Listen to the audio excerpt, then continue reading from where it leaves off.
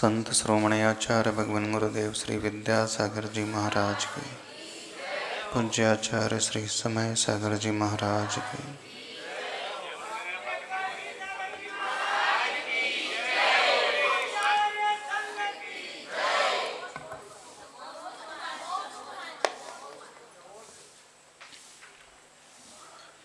सावन मास में बहुत सारे पर्व आते हैं और भाद्रपद में तो पर्व आते ही। कुछ पर्व ऐसे होते हैं जिन्होंने बड़ी प्रसिद्धि पाई है।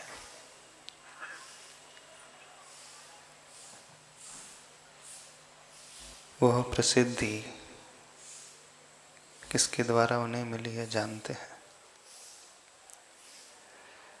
पर्व में तो वह श्रावक साधना करता है, व्रत करता है, उपवास करता है,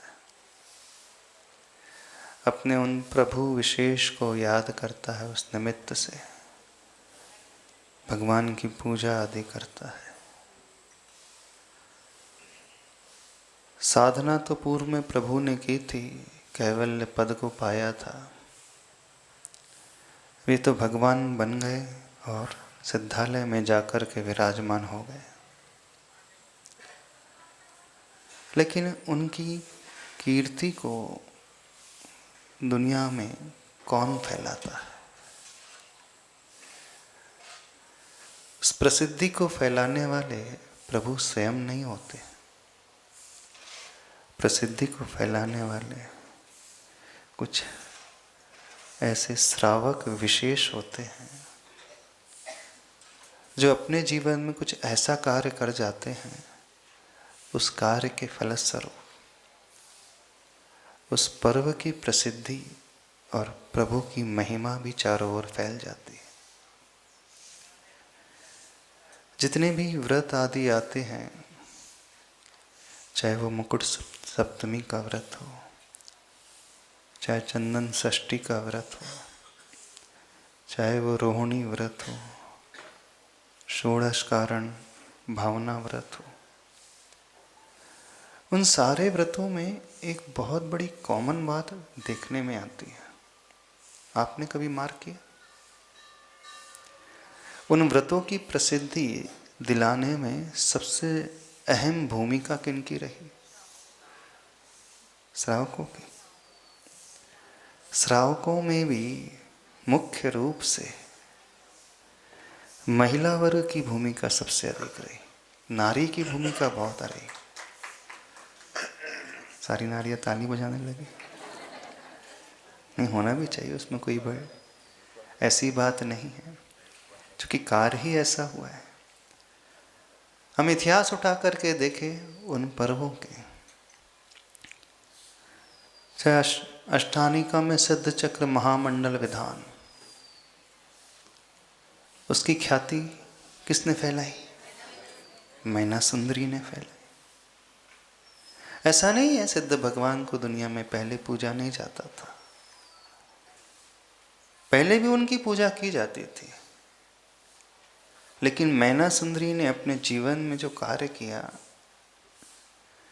जिस तरीके से उसने विधान किया, सिद्धों की, समस्त सिद्धों की आराधना की, पूजा की, जिस समर्पण के भाव को लाकर के उसने की, उससे हजारों वर्ष बीतने के पश्चात भी आज लोग सिद्ध चक्र महामंडल विधान को याद करते हैं और इंतजार करते हैं कि कब वो मौका हमारे जीवन में आए, वैसे ही सिद्ध चक्र महामंडल विधान को हम कर पाए।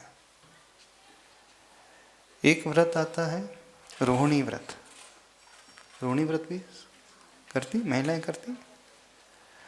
उसे प्रसिद्धि किसने दिलाई? रोहिणी रानी नहीं दिलाई। एक व्रत आता है चंदन षष्ठी का व्रत, उसमें भी कौन अग्रणी रहा? हाँ, बालिका ही अग्रणी रही। एक मुकुट सप्तमी व्रत भी आता है।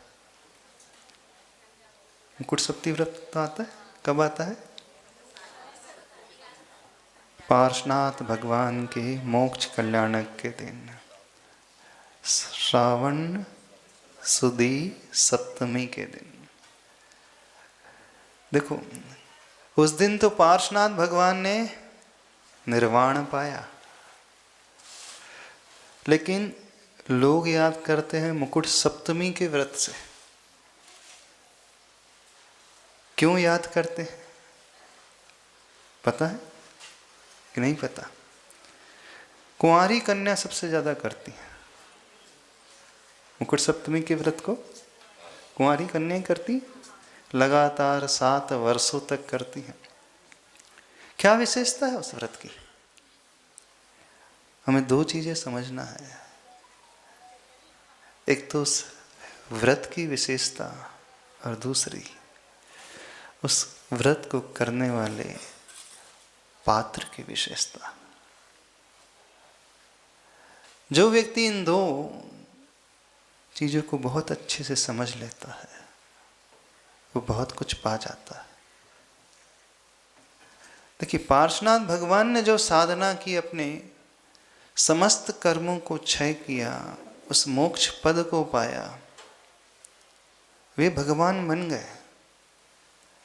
और भगवान बन करके उन्होंने स्वयं ही आत्मलाभ प्राप्त कर लिया। लेकिन उनके भगवान बनने से दुनिया को क्या लाभ हुआ, आपको क्या लाभ हुआ? कभी ये सोचा है? जिन्होंने अभी आत्मा की साधना की, दीक्षा लेकर के आत्म कल्याण कर लिया, अनंत सुख को पाया, वो पुरुषार्थ करके, मोक्ष पुरुषार्थ करके लाभान्वित वे स्वयं हुए। वे हुए ना? तो भगवान तो वे बने, पर हमें क्या मिला? कभी ये सोचा आप? अनंत सुख का उपभोग कौन कर रहे हैं? वे कर रहे। हम उन्हें क्यों याद करें? व्यक्ति किसी अन्य को याद कब करता है? कभी आपने सोचा? जब सामने वाला हमारे ऊपर उपकार करता है ना, हम हमेशा उसे याद करते हैं, कभी भूलते नहीं। एक कृतज्ञता का गुण होता है, और जो कृतज्ञ व्यक्ति होता है, उस उपकारी को अंतिम क्षण तक, अंतिम श्वास तक याद करता है। क्योंकि उस व्यक्ति ने कुछ कार्य ही अपने जीवन में ऐसा किया, उपकार का। तो हर व्यक्ति उपकारी को स्मरण में अवश्य लेकर के आता है। आप लोग पार्श्वनाथ भगवान को क्यों याद करते हो?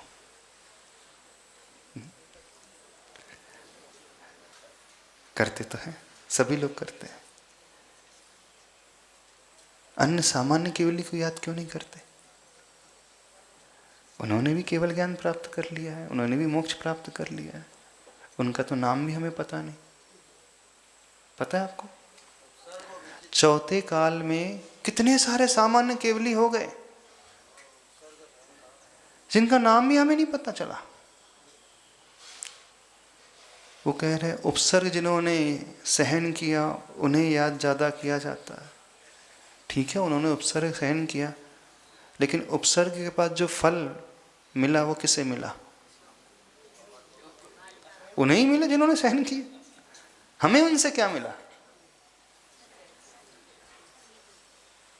क्योंकि नीति है, जब तक दुनिया में हमें कुछ मिलता नहीं है, हम उस ओर देखते भी नहीं। देखते हो? हम किसी की ओर देखते हैं तो तभी देखते हैं, किसी को याद करते हैं तो तभी याद करते हैं जब उससे कुछ पाते हैं। यह नियम है संसार का। सामान्य केवली से हमें कुछ नहीं मिला, इसलिए सामान्य केवली की पूजा करने वाले आज कोई नहीं है। की जाती है नमोरियंताणम में, याद भी किया जाता है पर सामान्य रूप से। पर कुछ आत्माएं होती हैं जिन्हें विशेष रूप से याद किया जाता है। वो इसलिए याद किया जाता है कि वो हजारों लाखों का कल्याण करके चले जाते हैं। पार्श्वनाथ भगवान को इसलिए हम याद करते हैं, वो सिद्ध वाले पार्श्वनाथ भगवान को नहीं, जो अरिहंत बने थे, जिनका समवसरण लगा था, दिव्य ध्वनि खिरी थी। उस दिव्य ध्वनि के माध्यम से लाखों करोड़ों असंख्यात जीवों ने जब उनका श्रवण किया था, तो उस मोह मार्ग को त्याग करके, अंधकार को त्याग करके प्रकाश के मार्ग को जिनको मिला था, अपनाया था, जिन्होंने एक दृष्टि जीने की मिली थी, दुखों से ऊपर उठना, कैसे उठना है, एक दृष्टि जिन्होंने दी थी।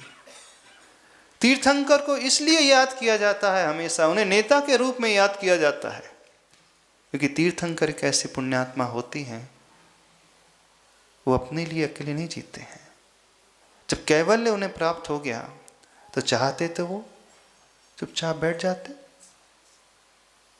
जंगल में जाकर के उस अनंत सुख का उपभोग करते, पर नहीं। तीर्थंकर भगवान शांत नहीं रहते केवल ज्ञान होने के पश्चात। केवल ज्ञान होने के पश्चात तो उनकी दिव्य ध्वनि कीर्ति है, और उसी दिव्य ध्वनि का प्रताप है कि करोड़ों अरबों का कल्याण हो जाता है। इसलिए दुनिया तीर्थंकरों को विशेष याद करती है।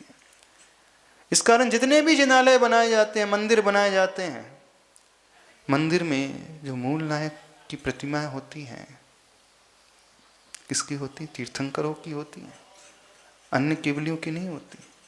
हाँ, अन्य केवली की कदाचित प्रतिमा हो भी सकती है, पर जो मूल प्रतिमाएं होती हैं, मूल नायक होते हैं, वो मात्र तीर्थंकरों की ही होती है और किसी की नहीं होती। अन्य काउंदेव आदि भी भगवान बने हैं, उनकी प्रतिमा भी ज़्यादा नहीं होती। हमें सारे कामदेव के नाम भी याद नहीं होंगे। कितने कामदेव होते हैं? 24। 24 तीर्थंकर के नाम तो सबको याद है, 24 कामदेव के नाम याद है। उसमें बहुत सारे कामदेव मोक्ष चले गए, फिर भी याद नहीं। बहुत सारे बलभद्र मोक्ष चले जाए, उनके नाम याद नहीं है लोगों को, लेकिन तीर्थंकरों की याद अवश्य रखता है व्यक्ति, इसलिए कि वे उपकारी होते हैं। तो एक प्रसिद्धि होती है जो दुनिया का कल्याण करके चले जाते हैं, उस माध्यम से जो महान आत्माएं होती हैं, उनकी महानता के कारण, कल्याणकारी दृष्टि के कारण उनकी प्रसिद्धि हमेशा फैलती है। पर जो उनकी प्रसिद्धि फैली, उसमें श्रेय उनको जाता है। साधना भी की और साधना के साथ साथ दुनिया का उपकार किया। तो ये तो हो गई भगवान की दृष्टि से, पात्र की दृष्टि से। लेकिन एक ऐसा भी कार्य होता है जिसे भगवान नहीं करते और फिर भी उनकी प्रसिद्धि फैलती चली जाती है। वो कार्य कौन करता है? एक श्रावक कर जाता है। देखना, अब श्रावक का रोल कितना अहम हो जाता है। मुकुट सप्तमी व्रत फेमस हो गया, पार्श्वनाथ भगवान के कारण फेमस नहीं हुआ। ध्यान से सुनना। हाँ, उस कन्या ने उपवास तो पार्श्वनाथ भगवान को लक्ष्य में रख करके किया था। पूजा पार्श्वनाथ भगवान की थी, बहुत अच्छे से पूर्ण विधि पूर्वक किए थे, धर्म ध्यान पूर्वक पूरा दिन बिताया था। लेकिन वह मुकुट सप्तमी व्रत जिसने प्रसिद्धि पाई, पार्श्वनाथ भगवान के कारण नहीं पाई। किसके कारण पाई? एक कन्या के कारण, एक श्राविका के कारण, जो स्वयं असंयमी है। भगवान तो बहुत बड़े हो चुके, उन्होंने अपने समस्त घातिया कर्मों को नष्ट कर दिया है, इतनी बड़ी साधना की है, उन्होंने इतने सारे लोगों का कल्याण किया, इसलिए पार्श्वनाथ भगवान को दुनिया जान रही है, उनकी उपासना कर रही है। लेकिन बड़ा आश्चर्य लगता है, एक कन्या, 2 कन्या। पता है कथा मुकुट सप्तमी की? नहीं पता? मुकुट सप्तमी व्रत कितने लोगों ने किया, कितनी महिलाओं ने किया? 7 वर्ष तक सबने किए। कथा पता है उसने? नहीं पता कथा? सबने विवाह के पूर्व में किया होगा, विवाह के पूर्व किया। बड़ी रोचक कथा है। प्रश्न उसका नहीं है कि उसने उपवास किया, प्रश्न उसका है कि उसके उपवास से सारी दुनिया की कन्याएं उस व्रत को जानने लगी। एक अव्रती, किसकी महिमा फैला गई? वो पार्श्वनाथ भगवान की महिमा को उसने फैला दिया चारों तरफ। यानी एक छोटा सा व्यक्ति क्या कार्य नहीं कर सकता अपने जीवन में? उस व्यक्ति, उस लड़की के कारण व्रत अमर हो गया। बड़ा आश्चर्य लगता है। जो स्वयं अमर नहीं हो पाई अपने उस भाव में, उसने अपने जीवन में जो कार्य किया, जो उपवास किया, जो साधना की, उस साधना के बल पर व्रत अमर हो गया। कितने लोग हैं यहाँ पर जिन्होंने अपने जीवन में कुछ ऐसा कार्य किया है कि तुम्हारे कार्य से भगवान पहचाने जाए, तुम्हारे कार्य से गुरु को पहचान मिल जाए, तुम्हारी साधना से आचार्य भगवान की महिमा चारों तरफ फैलते चले जाए। अपनी साधना से तो आचार्य भगवान का नाम फैल ही रहा है, उसमें कौन सी बड़ी बात हो गई। लेकिन बात तो तब है जो उनका भक्त हो। भक्त अपने जीवन में कुछ ऐसा करे कि भक्त से भगवान पहचान आ जाए। है कोई यहां पर ऐसा भक्त? है कोई ऐसी श्राविका? है कोई ऐसी कन्या? उसने अपने जीवन में कोई ऐसी साधना की है, उस साधना के बल पर किसकी प्रसिद्धि हो गई? अब देखना, उस कन्या की ज्यादा प्रसिद्धि नहीं हुई। किसकी प्रसिद्धि हो गई? उस व्रत की प्रसिद्धि हो गई। मुकुट सप्तमी व्रत।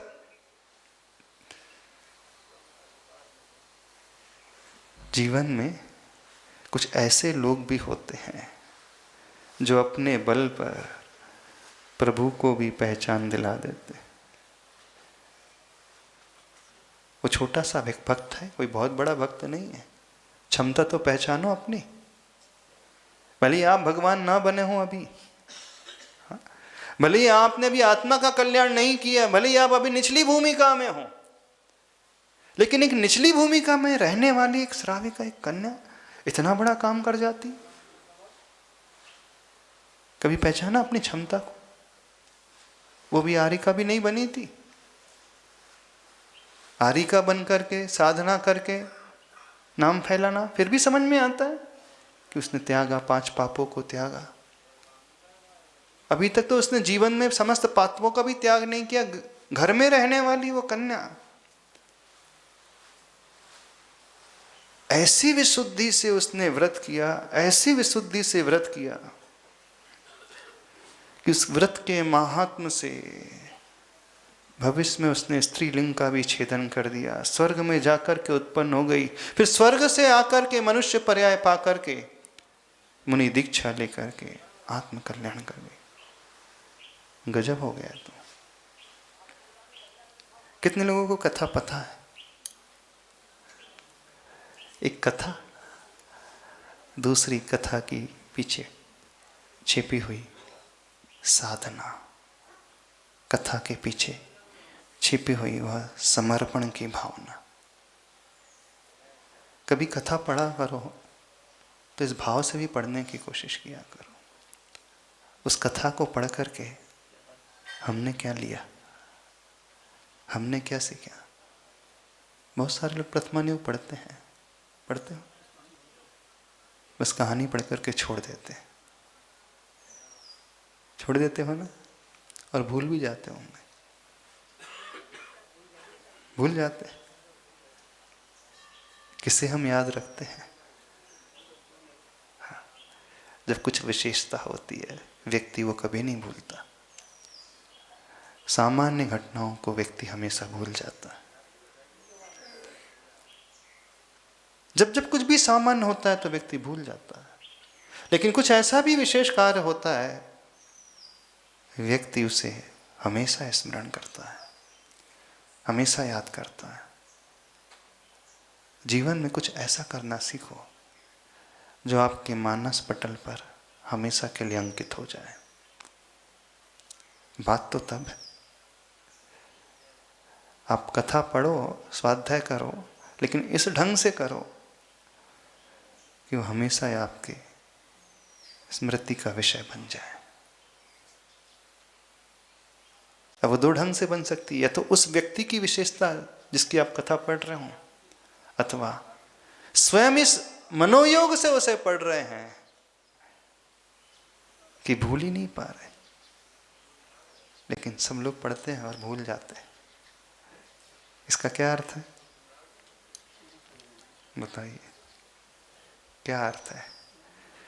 न तो पूजा ढंग से हो रही है, न व्रत उपवास ढंग से हो रहे हैं, न स्वाध्याय ढंग से हो रहा है। आप लोग ने अपने जीवन में बहुत सारे व्रत किए होंगे ना, सारी महिलाएं बैठी किए। अच्छा, आपके व्रत से कुछ पहचाना जा रहा है दुनिया में? पहचाना जा रहा है? कुछ नहीं जा रहा है, कोई नहीं पहचान रहा। घर में भी नहीं पता चलता होगा। दुनिया में प्रसिद्धि तब मिलती है जब कोई उस व्रत से, उस साधना से चमत्कार घटित होता है, कुछ अतिशयकारी घटना घटित होती है तो प्रसिद्धि मिलती है। और वह सामान्य रहे तो कुछ भी नहीं होता। इतनी अजीब बात है। एक वे हुए हैं जिन्होंने कुछ व्रत करके हजारों वर्षों के पश्चात भी उसे अविस्मरणीय बना दिया, और कुछ ऐसे होते हैं आज करके कोई भी याद नहीं करता, सब उसे भुला देते हैं। बस हमें उस ढंग को पकड़ने की कोशिश करना है। एक संकल्प लेना चाहिए व्यक्ति को कि जीवन में कोई ना कोई कार्य तो मैं ऐसा अवश्य करूंगा, मेरे उस कार्य से मेरे बड़े को पहचान मिले। बड़ों के नाम से तो हर कोई जाना जाता है, उसमें कोई बड़ी बात नहीं होती। माँ बाप के नाम से तो हर एक की पहचान हो ही जाती है, कौन सी बड़ी बात होती। लेकिन बात तो तब है जब तुमसे माँ बाप पहचाने जाए। गुरु के नाम से तो हर कोई पहचाना जाता है, लेकिन शिष्य से गुरु पहचाने जाए तो अद्भुत है। आचार्य ज्ञान सागर महाराज जी कौन जानता था? कोई जानता था? कोई नहीं जानता था। आचार्य ज्ञान सागर महाराज ने ढेर सारे साहित्य लिख दिए, कोई नहीं जानता था। लेकिन क्या शिष्य पाया उन्होंने? कैसा शिष्य? शिष्य से गुरु को पहचान मिल गई पूरे देश दुनिया में। विद्यासागर महाराज, मुनि विद्यासागर, आचार्य विद्यासागर जी से आचार्य ज्ञान सागर जी को पहचान मिल गई। बात तो तब है। ये कहलाता है शिष्यत्व, ये कहलाता है पुत्रत्व, ये कहलाता है व्रत करना, ये कहलाता है कोई कार्य करना। उस मुकुट सप्तमी को जब देखते हैं, उस व्रत को देखते हैं, तो उन कन्याओं से वो व्रत फेमस हो गया। तो हम ये बात कहना चाह रहे हैं, हर व्यक्ति एक संकल्प ले अपने जीवन में, मरने के पहले मैं कोई ना कोई ऐसा कार्य तो अवश्य करूंगा, उस कार्य के बदौलत बड़ों को पहचान मिल जाए, उस कार्य की बदौलत आपके जिनालय को पहचान मिल जाए, उस कार्य की बदौलत भगवान की प्रसिद्धि फैल जाए, उस कार्य की बदौलत गुरु की प्रसिद्धि फैल जाए, उस कार्य की बदौलत माँ बाप की प्रसिद्धि फैल जाए। कुछ ऐसा तो संकल्प लो, तब तो जीना जीना कहलाता है। नहीं तो ये जीना भी कोई जीना हुआ। हजारों आते हैं चले जाते हैं, खरबों अरबों आते हैं चले जाते, कोई नाम लेने वाला भी नहीं। ये जीना भी कोई जीना कहलाता है? एक जीना वो है जिससे व्यक्ति ऊपर चढ़ता है, और एक जीना वो उतर रहा है। हाँ, एक जीना इससे ऊपर चढ़ रहा है और एक जीना उससे उतर रहा है। तो सब उतरने वाले जीने की भांति जीने रहे हैं सब। चढ़ने वाला जीना तो किसी का रहा ही नहीं। जीना कर समझते हो ना? बुंदेलखंड में जीना को किसी का क्या कहा जाता है? सीढ़ी।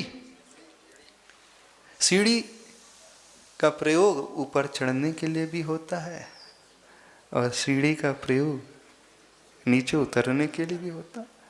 तो आप लोगों का जीना कैसा है? बतलाइए, कैसा जीना है आप लोगों का? ये जीना भी कोई जीना है? हाँ? है कोई जीना? एक गाना था ना, वो तो मर गया, मेरे पास आओ मेरे दोस्त। वो बोलते तुम तो मर, बोलते तुम तो जिंदा हो। मैं बोलता मैं जीवन कहाँ, जिंदा कहाँ? बोले ये जीना भी कोई जीना? जीना हो तो ऊपर चढ़ने वाला जीना हो। कार्य करे तो कुछ ऐसा जिससे व्रत को प्रसिद्धि मिल जाए। कार्य करे तो कुछ ऐसा, आचार्य गुरुदेव जैसा, उनके गुरु को प्रसिद्धि मिल गई, आचार्य ज्ञान सागर जी को प्रसिद्धि मिल गई। कार्य करे तो कुछ ऐसा, जिनालय को प्रसिद्धि मिल गई, क्षेत्रों को प्रसिद्धि मिल गई, शिक्षा को प्रसिद्धि मिल गई, शिक्षा नीति को प्रसिद्धि मिल गई। देखो तो क्या अद्भुत है। यानी हम सब ने अपनी पहचान अपने बड़ों से बनवाई है, लेकिन कुछ ऐसे विशेष व्यक्ति होते हैं इस दुनिया में जिनके द्वारा बड़ों को, व्रतों को, मंदिरों को, यहां तक कि प्रभु को पहचान मिल जाती है। गजब हो गया। ऐसा संकल्प लेना सीखा जीवन में। नहीं, मरने के पहले हम ऐसा कुछ करके जाएंगे कि उसके द्वारा हम ना पहचाने जाए। यदि हमारे पहचान की भावना थी तो ख्याति की बात हो गई।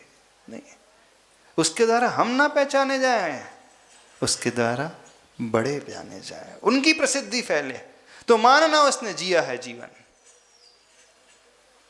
नहीं है तो सिर्फ उतरा है जीने से वो। और कोई भी कर सकता है। एक कन्या कर गई मुकुट सप्तमी का व्रत, उस कन्या के कारण फिर सिद्ध हो गया। जब जब उस घटना को पढ़ते हैं बड़ा आश्चर्य होता है। कितनी शक्ति होती इस कन्या के पास? कोई बड़ी शक्ति नहीं, और कोई बहुत बड़ी भी साधना नहीं की थी उसने।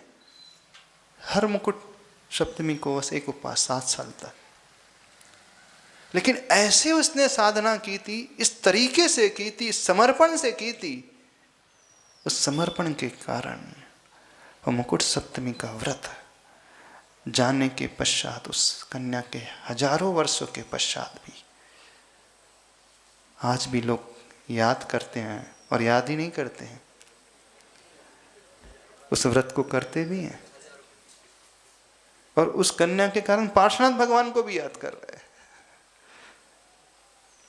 पार्श्वनाथ भगवान ने निर्वाण पाया, एक उस एंगल से याद करना, और पार्श्वनाथ भगवान को मुकुट सप्तमी के कारण याद करना, जमीन आसमान का अंतर है। पार्श्वनाथ भगवान ने घातिया कर्मों को क्षय किया है, अष्ट कर्मों के क्षय के कारण उन्होंने सिद्ध तो पाया, इसलिए हम याद कर रहे हैं। ये तो है, बड़ी बात है, लेकिन दूसरा व्यक्ति पार्श्वनाथ भगवान की ख्याति, ये कुछ कहलाता है जीवन जीना। तो व्रत किया करो, आप लोग भी करोगे कि नहीं? व्रत तो सभी करते हैं महाराज जी, लेकिन ऐसे तरीके से करो कि आपके व्रत को देख करके आने वाली पीढ़ी याद करे। नहीं, व्रत तो मुझे भी वैसा करना है जैसा मेरी माँ ने किया है, जैसा उस कन्या ने किया है। बड़ी रोचक कथा है। बता दे कथा।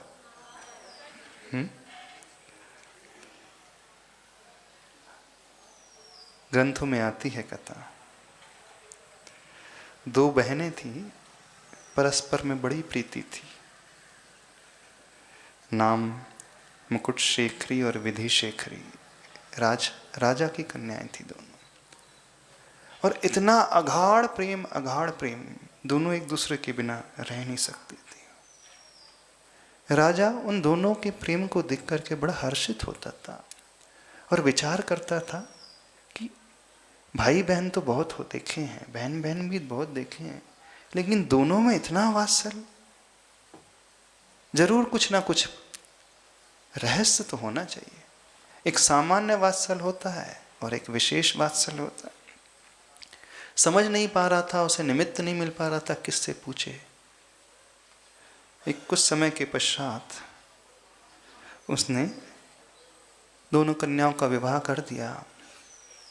और जिस राजा ने राजकुमार से उन दोनों कन्याओं का विवाह हुआ, उसी राज्य में एक बार चारण रिद्धिधारी मुनिराज, युगल चारण रिद्धिधारी मुनिराज आ जाते हैं। नगर में आते हैं। उन कन्याओं ने भी मुनिराज का पड़गाहन किया बड़ी भक्ति भाव से। बुद्धि सागर और सुबुद्धि सागर तो चारण रिद्धिधारी महाराज के नाम थे। पड़गाहन के पश्चात पिता ने पूछ लिया, हे भगवान, आप तो निमित्त ज्ञानी हैं, अवधि ज्ञानी हैं, रिद्धि से संपन्न है, इन दोनों कन्याओं में परस्पर में इतना वात्सल्य क्यों है? तो उन मुनि महाराज ने कहा कि देखो राजन, ये पूर्व भाव में एक पुत्री तो एक राजा के यहाँ जन्मी थी और दूसरी पुत्री उसी की माली के यहाँ जन्मी थी। दोनों ही सहेलियों में राग तो था, लेकिन एक बार जब वो दोनों खेल रही थी, उस उद्यान में मुनिराज आ जाते हैं और मुनिराज के उपदेश को सुनकर के उन्होंने मुकुट सप्तमी का व्रत ग्रहण किया। और मुकुट सप्तमी के व्रत को इतने अच्छे से पाला, इतने अच्छे से पाला, इतनी साधना में वो लीन थी कि जब व्रत किया था उसी उद्यान में सर्प ने आकर के दोनों को डस लिया। अब आप ये भी सोच सकते कि व्रत भी किया और सर्प ने काट लिया, ये तो गड़बड़ हो गई। एक दृष्टिकोण ये भी हो सकता है, लेकिन सर्प ने डस लिया, फिर भी दोनों ने साधना नहीं छोड़ी और बहुत अच्छे से व्रत का पालन करते करते उनके प्राण निकले और नवकार का स्मरण करते हुए, प्रभु को स्मरण में लाते हुए दोनों का मरण हो जाता है और वह स्वर्ग में जाकर के जन्म ले लेती हैं। स्वर्ग में भी बड़े प्रेम भाव से वहीं पर रहते थे, लेकिन स्वर्ग से चय कर वे दोनों इस राजा के यहाँ पुत्री हुई और पुत्री होने के पश्चात विवाहित होकर के अब आपके राजमहल में आ गई। जिस विधि से उन्होंने उस उपवास को किया था, जिस समर्पण के साथ उपवास को किया था, उस समर्पण का फल यह पाया कि स्वर्ग में जाकर के जन्म लिया और इस भाव में मनुष्य पर्याय पाकर के यहाँ पर दोनों कन्याओं के रूप में उत्पन्न हुई हैं। लेकिन कन्याओं के रूप में उत्पन्न होकर के अभी जो जीवन यापन कर रही हैं बहुत अच्छा कर रही हैं, लेकिन भविष्य में ये ही दीक्षा ग्रहण कर लेंगी और दीक्षा ग्रहण करके आने वाले भाव में मोक्ष पद को प्राप्त कर लेंगे। तो जिस तरीके को उन्होंने इस मुकुट सप्तमी के व्रत के लिए अपनाया था,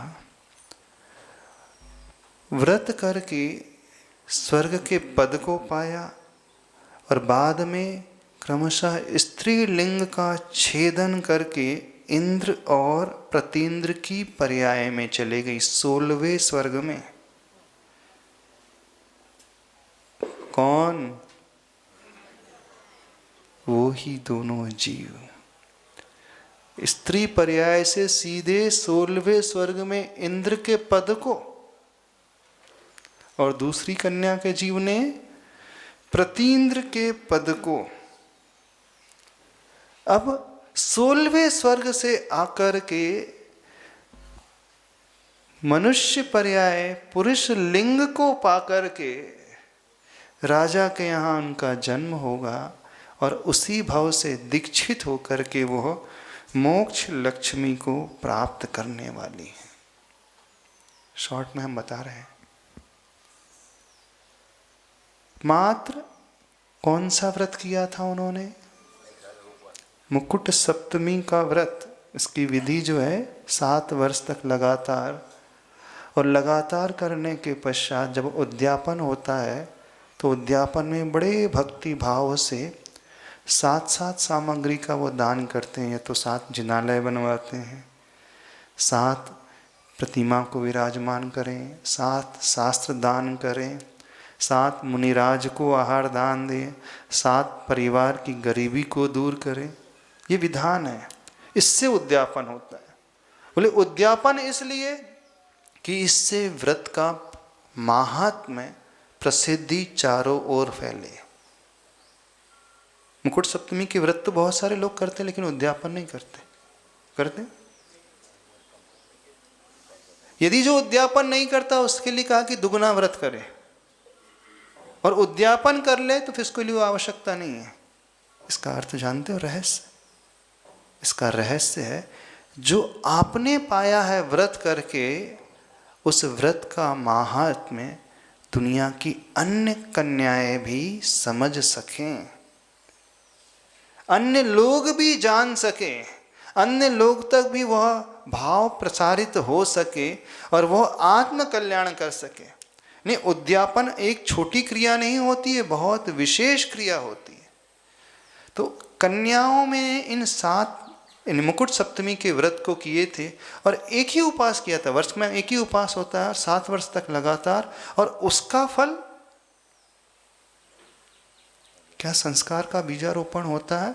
उसका फल आर्य का दीक्षा लेकर के 16वें स्वर्ग जाना, और 16वें स्वर्ग से इंद्र और प्रतीन्द्र के पर्याय को प्राप्त करके यहाँ आकर के मुनि दीक्षा लेकर के मोक्ष पद को।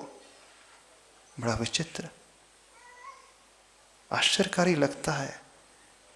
यानी कि एक नारी की पर्याय में, बालिका की पर्याय में भी एक जीव इतना चमत्कार अपने जीवन में कर सकती। वो समझ में आ रही बात आपको? नहीं आ रही? तो एक संकल्प लेना, जितनी कुंवारी कन्या है, इस मुकुट सप्तमी के व्रत को तो करना, लेकिन समर्पण के साथ। आप जब व्रत करो तो आपके माध्यम से भविष्य में वो व्रत पहचाना जाए, तो समझना वो व्यक्ति अमर हो जाएगा। ऐसे शातिशय कर्म का वो आश्रय करता है कि आने वाले निकट भाव में 2-3 भाव में ही मोक्ष चले जाने वाला होता है। कई लोग, महिलाएं प्रश्न करती, स्त्री वेद का छेदन कैसे होगा? कितनी अच्छी विधि बता रहे हैं आचार्य भगवान, कैसे छेदन हो जाएगा। बस उस श्रद्धा के भाव को लाते हुए, चाहे उपसर्ग कुछ भी क्यों ना हो जाए, भले प्राण क्यों ना चले जाए, लेकिन व्रत के प्रति, नियम के प्रति जो आस्था है वो टूटेगी नहीं।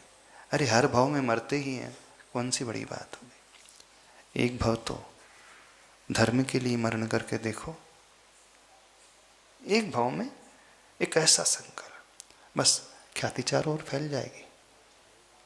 आपकी नहीं, उस व्रत की ख्याति, प्रभु की ख्याति, अपने बड़ों के लिए मरने वाला व्यक्ति। क्या करना है आप लोगों को?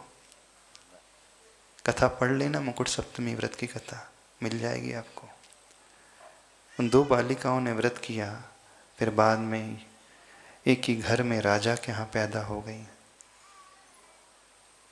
अगाढ़ प्रेम, बाद में आर्य का दीक्षा लेकर के 16वें स्वर्ग पहुंच जाते हैं, इंद्र और प्रतीन्द्र की पर्याय को पा जाते, और उसके पश्चात सीधे मोक्ष। ज़्यादा भाव नहीं रहेगा संसार में, बहुत कम भाव में। और सांसारिक वैभव भी, स्वर्गीय वैभव भी मिल रहा है, और क्या चाहिए आपको। पर उस लालच में आकर के मत कर लेना। लेकिन मिला कैसे? प्राण भले ही चले गए लेकिन व्रत टूटा नहीं, श्रद्धा डगमगाई नहीं। तो एक बार ऐसी श्रद्धा अपने भीतर लाएं। ये व्रत जो होते हैं बड़े कल्याणकारी होते हैं। वहाँ भोजन का त्याग अकेले नहीं होता, उस भावों को लाया जाता है। आहार के प्रति गृद्धता का त्याग, कषाय का त्याग, और पूरा दिन धर्ममय। और श्रद्धा कौन सी, समर्पण कौन सा? जान जाती है तो चले जाए, लेकिन संकल्प नहीं टूटेगा। समझ रहे हो कि नहीं? तो स्त्री पर्याय छेद करना है, हाँ, भगवान बनना है। एक व्रत से स्त्री पर्याय भी छिद जाएगी, स्वर्गीय वैभव भी मिल जाएगा, और आने वाले भाव में राजा के रूप में, राजपुत्र के रूप में जन्म लेकर के मोक्ष पद भी मिल जाएगा। शुरुआत कहाँ से हुई? मात्र व्रत से नहीं हुई, व्रत के प्रति जो श्रद्धा का भाव है उससे हुई है।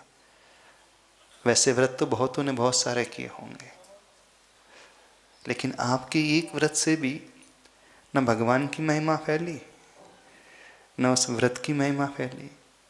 तो संकल्प लेने को तैयार हो? कौन सा एक व्रत जीवन में ऐसा करेंगे ताकि उस व्रत की महिमा फैल सके। इतना ही कहना पर्याप्त समझते हैं। तो सभी कन्याओं से कहना है, इस मुकुट सप्तमी के व्रत को बड़े श्रद्धा भक्ति भाव से अवश्य करें। वर्ष में एक ही आता है और 7 वर्ष तक ही करना है। बोलिए चिंतामणि पार्श्वनाथ भगवान की जय। जिनवाणी